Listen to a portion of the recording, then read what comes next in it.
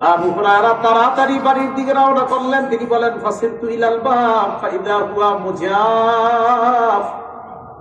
বাড়ির কাছে আসলাম, দরজার সামনে গিয়ে দেখলাম দরজাটা বন্ধ। সামিআত উম্মি খাশফা কদামাইয়া, আমার মা আমার দুই পায়ের আওয়াজ শুনছে ভিতর থেকে। আওয়াজ শোনার পর বুঝতে পারছে আমি আবু হুরায়রা। দরজা ভিতর থেকে নরম কণ্ঠে আম্মা আমাকে বললেন, মাকানাত ইয়া আবা হুরায়রা, বাবা আবু হুরায়রা ওখানেই থাকো। কণ্ঠ নরম, দোয়ায় কাজ হয়ে গেছে। সামিআতু খতখতাতাল মা, আবু হুরায়রা বলেন ভিতর থেকে পানির কলকল আওয়াজ শুনতে পেলাম। আম্মা গোসল করলেন, চাদর পরিধান করলেন, দরজার দিকে আসলেন, চুলগুলা মুছতে মুছতে দরজা খুললেন।